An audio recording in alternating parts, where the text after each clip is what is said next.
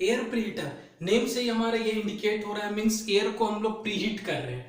Air preheater, air को preheat कर रहे हैं। जो भी कंबसन चेंबर में हम एयर को सप्लाई कर रहे हैं तो उससे पहले हम प्रीहीट कर रहे हैं, ताकि कंबसन चेंबर में जो वर्क डन रिक्वायर्ड होती है एयर को हीट करने में, वहां जो वर्क होगी वो कम होगी और वो work as a steam produce करने में यूज होगी। तो वहां जो भी कंबसन चेंबर की जो वर्क होगी, जो भी हीट ट्रांसफर होगी वो कम होगी अगर हम पहले ही एयर को प्रीहीट करेंगे। तो इससे हमारी बॉयलर की इफिशियंसी इंक्रीज होती है। तो ये मैंने आपको बताया एयर प्रीहीटर। अगर हम क्लासिफिकेशंस की बात करें एयर प्रीहीटर की, तो एयर प्रीहीटर टू टाइप्स की एयर प्रीहीटर होती है।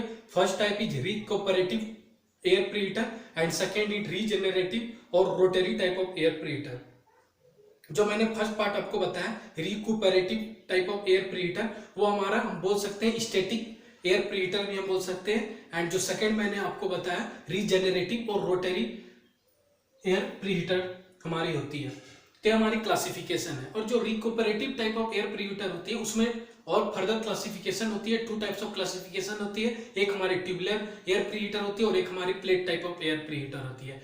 ट्यूबुलर एयर प्रीहीटर में हमारी अगेन दो क्लासिफिकेशन होती है, एक हॉरिजॉन्टल एयर प्रीहीटर होती है, एक हमारी वर्टिकल एयर प्रीहीटर होती है। आप हमारे मेरे ब्लैक बोर्ड में देख सकते हो, मैंने हॉरिजॉन्टल एयर प्रीहीटर की डायग्राम यहाँ पर बनाई और मैं आपको कंस्ट्रक्शंस भी बताऊंगा। सेम वाइज हमारी वर्टिकल एयर प्रीहीटर की डायग्राम होती है, वो मैं आपको इस डायग्राम समझाने के बाद, ये डायग्राम समझाने के बाद मैं आपको वो बता दूंगा। अब हम बात करते हैं हॉरिजॉन्टल एयर प्रीहीटर की। हॉरिजॉन्टल एयर प्रीहीटर, आप अगर हम कंस्ट्रक्शंस इसकी बात करें, फिर हम इसके बाद वर्किंग प्रिंसिपल पढ़ेंगे। सबसे पहले आप देख रहे होंगे ये जो मैंने ट्यूब, ये जो ट्यूब है, ये जो वर्टिकल ट्यूब है, इसे हम वर्टिकल प्लेट कहते हैं। ओके, और जो वर्टिकल प्लेट में जो होती है, ये हमारी हॉरिजॉन्टल ट्यूब जो होती है वो एक्सपांडेड होती है, इसलिए मैंने यहाँ पर आपको एक्सपांशन जोन के ऊपर मैंने शो किया है।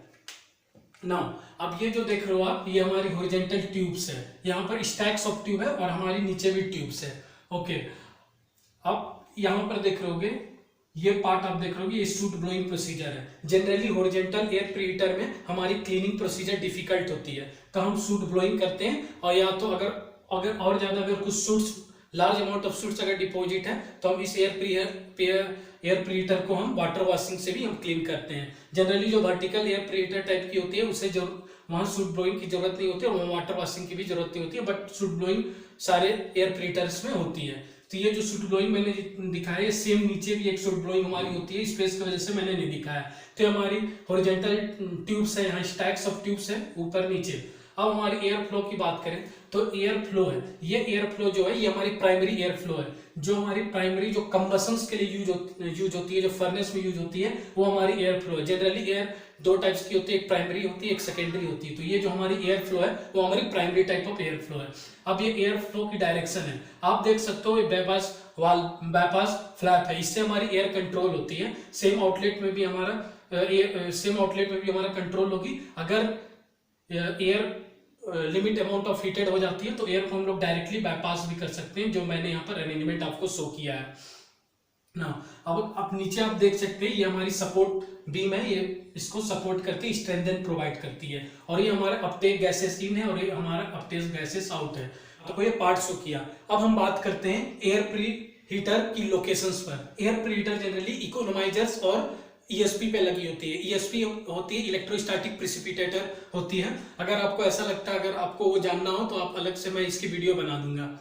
ओके, तो हमारी जो एयर प्री हीटर की होती है वो हमारी बिटवीन इकोनोमाइजर और ईएसपी के बीच होती है, और एयर प्री हीटर हमारी लास्ट एक्सचेंजर होती है। जो भी हमारी फ्लू गैस जो होती है और फ्लू गैस और जो एक्सचेंजिंग मीडिया जो होती है वो हमारी ये लास्ट स्टेज होती है। इसके बाद हमारी डायरेक्टली ये ईएसपी के थ्रू इंड्यूस्ड फैन के थ्रू हमारी चिमनी से ये हमारी फ्लू गैसेस आउट हो जाती है, और हमें जो हॉट एयर मिलता है वो हम कंबशन चैम्बर्स में यूज लाते हैं। अब हम इसके बारे में पढ़ेंगे, उसकी वर्किंग प्रिंसिपल कैसे है। आप यहाँ पर देख रहे होगे अपटेक गैस इन, मीन्स ये जो अपटेक गैस इन जो हो रही है वो हमारी इकोनोमाइजर्स की आउटलेट है। मैंने प्रीवियस लेक्चर्स में आपको बताया था, इकोनोमाइजर की पूरी कंस्ट्रक्शन बताई थी और उसकी आउटलेट बताई थी, जिसकी टेम्परेचर अप्रोक्स हम मान कर चलते हैं। सपोज जो हमारी अपटेक गैसेस इन है वो हमारी 300 डिग्री सेल्सियस है। ओके, अब हमारी क्या हो रही है, यहाँ हीट ट्रांसफर कुछ होगी, हीट ड्रॉप होगी, तो जो हमारी अपटेक आउट गैसेस होगी, सपोज हम इसकी टेम्परेचर कंसीडर करके चलते हैं 150 डिग्री सेल्सियस। टू 170 या मिनिमम 150 डिग्री सेल्सियस तो होगी। मैंने आपको रीजन भी बताया था, सेम यहाँ पे वही रीजन है, due because of due point corrosion. अगर एग्जॉस्ट गैसेस की अगर ड्यू पॉइंट टेम्परेचर से अगर कम होगी तो वो कोरोड होगी, और इसे हम ड्यू पॉइंट कोरोजन करते हैं। इसलिए हम मिनिमम टेम्परेचर 150 टू 160 हमें मेंटेन करनी होती है। सपोज मैंने यहाँ कंसीडर केस किया 150 और हमारा अपटेक गैस इन है 300 एंड अपटेक गैस आउट है 150।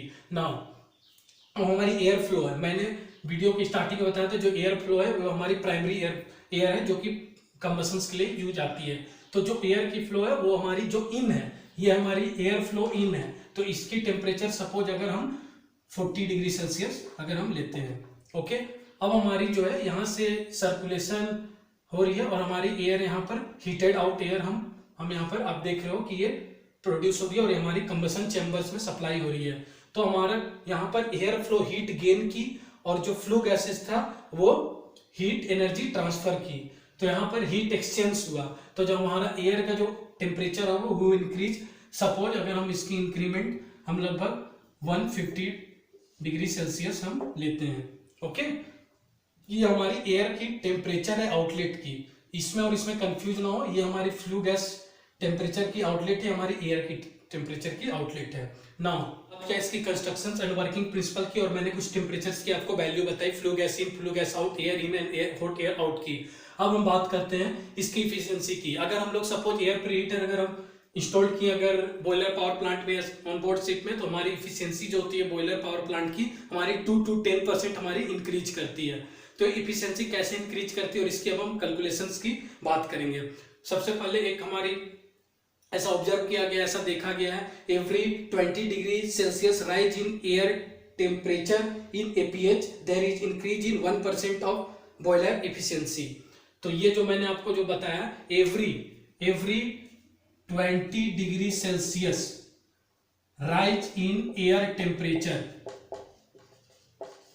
इन APH which leads to increase in 1% of boiler efficiency। 1% boiler efficiency हमारी इंक्रीज होती है।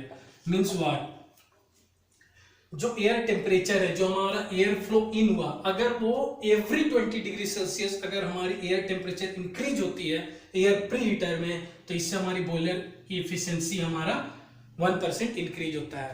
सपोज ये जो मैंने केसेस लिया है, ये जो मैंने आपको केसेस बताया 40 डिग्री एंड 150 डिग्री, तो 40 डिग्री हमारा क्या है, एयर इन है, एंड 150 डिग्री हमारा क्या है, हॉट एयर आउट है। सपोज अगर हम इस डाटा के अकॉर्डिंग अगर हम इफिशियंसी फाइंड करते हैं बॉयलर की, हॉट एयर आउट है, तो हमारी जो इफिशियंसी होगी, efficiency of boiler is equal to hot air out minus hot air minus cold air in. तो हमारी हॉट एयर आउट 150 है, माइनस 40 करेंगे by every 20 degree Celsius rise होने पर हमारी एयर टेम्परेचर राइज होने पर APH में हमारी 1% बॉयलर एफिशिएंसी इंक्रीज हो रही है। मींस 1%, मींस हम यहाँ बाय 20 करेंगे तो हमारी वैल्यू आएगी 90/20 दैट इज 4.5%। मींस अगर हम ये डाटा अगर लेकर चलते हैं तो बॉयलर पावर प्लांट की हमारी एफिशिएंसी 4.5% इंक्रीज हो जाएगी। अगर दूसरे लैंग्वेज में अगर हम बोले, अगर हम सिस्टम बॉयलर पावर प्लांट में अगर हम एयर प्रीहीटर अगर हम इंस्टॉल नहीं करेंगे तो हमारी बॉयलर पावर प्लांट की इफिशियंसी 4.5% इफिशियंसी डिक्रीज हो जाएगी।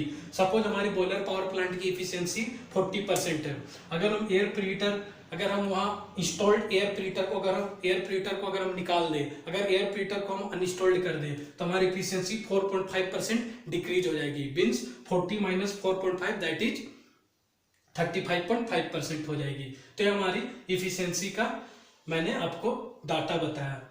तो ये हमारी इफिशियंसी कैलकुलेशंस थी। ये मैंने बताया था horizontal type of, same vertical type भी होती है, सेम कॉन्सेप्ट्स होती है, सेम बॉयलर की इफिशियंसी फाइंड होती है, बट वर्टिकल टाइप हमारी जो आप वर्टिकल प्लेट जो है वो हॉरिजॉन्टल प्लेट होती है। मींस हमारी ये वर्टिकल टाइप हो गई, ये हमारी वर्टिकल टाइप होगी। जो प्लेट्स होगी, यहाँ पर प्लेट्स हमारी वर्टिकल थी, इन वर्टिकल टाइप्स प्लेट जो होगी वो हॉरिजॉन्टल होगी, और जो हमारी ट्यूब्स जो होगी वो हमारी वर्टिकल होगी। ये हमारी ट्यूब्स है, ये हमारी ट्यूब्स वर्टिकल होगी। और हमारे यहाँ पर एयर, सपोज ये हमारा फ्लू गैस है, flue gas in, flue gas out, air in and air out. तो ये हमारी वर्टिकल कॉन्सेप्ट होती है, वर्टिकल एयर प्रीहीटर की ये हमारी कॉन्सेप्ट होती है। अब अगर हम बात करें इसकी हीट एक्सचेंज कैसे होती है, तो मैंने आपको सुपर हीटर में भी वो फंडामेंटल बताया था, फंडा आपको बताया था और इकोनोमाइजर में बताया था। यहाँ पर सेम क्रॉस फ्लो भी हो सकती है, काउंटर फ्लो भी हो सकती है और पैरेलल फ्लो भी हो सकती है। जनरली पैरेलल फ्लो या काउंटर फ्लो ही होती है। अगर हम बात करें पैरेलल फ्लो की, सपोज ये हमारी फ्लू गैसेस है, ओके, ये हमारा हीट ट्रांसफर है और ये हमारा LMTD है। LMTD means logarithm mean temperature difference है। तो ये क्या होगा, ये हमारी एयर हो गई और ये हमारी फ्लू गैसेस है। मींस हमारी फ्लू गैसेस टेम्परेचर डिक्रीज कर रही है, मींस ये टेम्परेचर एयर को सप्लाई कर रही है और एयर टेम्परेचर रिसीव कर रही है। एयर की टेम्परेचर इंक्रीज हो रही है, फ्लू गैस की टेम्परेचर डिक्रीज हो रही है। तो ये हमारा पैरेलल फ्लो अरेंजमेंट भी हो सकता था, जो हमारा एयर फ्लो है और जो अपटेक गैस सीन है, तो उसका हमारा एक पैरेलल फ्लो भी हो सकता था। सेम हमारा काउंटर फ्लो भी होगा। यहाँ पर हमारा हीट ट्रांसफर है और ये हमारा LMTD है, ये हमारा temperature logarithm mean temperature difference है। सेम हमारा फ्लू गैस जो होगा हीट रिजेक्ट करेगा और एयर हमारा हीट गेन करेगा। तो आप देख सकते हो फ्लू गैस की डायरेक्शन और एयर की डायरेक्शन, फ्लू गैस की डायरेक्शन ऐसी है, एयर की डायरेक्शन ऐसी है, मींस ये ऐसे हो रहा है। तो ये हमारा काउंटर फ्लो हो गया। तो हमारा जो एयर फ्लो होती है और फ्लू गैस की फ्लो होती है, हमारा पैरेलल फ्लो भी हो सकती है और हमारी काउंटर फ्लो भी हो सकती है। तो ये हमारा इफिशिएंसी था और एयर फ्लो कैसे होता है वो मैंने बताया। अब मैं आपको बताऊंगा इसकी एडवांटेजेस क्या है। एयर प्रीहीटर इंस्टॉल करने से हमारी क्या क्या एडवांटेजेस होती है। फर्स्ट एडवांटेज मैं ये बताना चाहूंगा, कंबसन इफिशिएंसी इंक्रीज होती है। सपोज जो air preheater name itself indicate, air को हम प्रीहीट करें, मींस कंबसन चैम्बर में जो वर्क डन हो रही है एयर को हीट करने में, वो पहले से ही हम अचीव कर चुके हैं। तो वर्क डन कम होगी एक सर्टेन अमाउंट तक एयर को हीट करने से। ओके, तो हमारा फर्स्ट एडवांटेज ये है improve air combustion. Second advantage हमारा ये है, बोल सकते हैं अनबर्न पार्टिकल लेस होगी। इससे हमारी जो भी अनबर्न पार्टिकल जो सूट्स होगी वो हमारी लेस प्रोड्यूस हमारी होती है। SO2 and SO3 effects lowered होगी। जो भी सल्फर डाइऑक्साइड सल्फर ट्राइऑक्साइड जो हमारी फॉर्मेशन होती है वो हमारी कम होगी।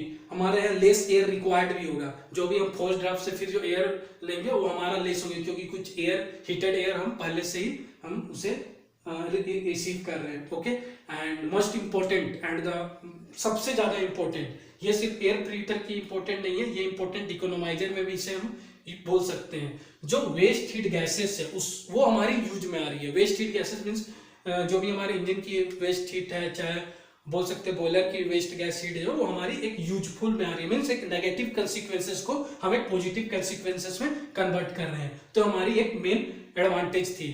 तो आई होप आपको ये पूरा कॉन्सेप्ट समझ में आई होगी। एंड अगर आपको ऐसा लगता है इस टॉपिक में कहीं डाउट हो या मुझे और इस टॉपिक पर वीडियो बनाना चाहिए, तो आप नीचे कमेंट बॉक्स में आप कमेंट कर सकते हो। एंड अगर आपको वीडियो अच्छा लगा तो प्लीज लाइक एंड सब्सक्राइब कर दीजिए and press the bell icon too, जब भी मैं न्यू वीडियो अपलोड करूँ तो आपके पास वो नोटिफिकेशन आ जाए। And thank you very much for watching this video.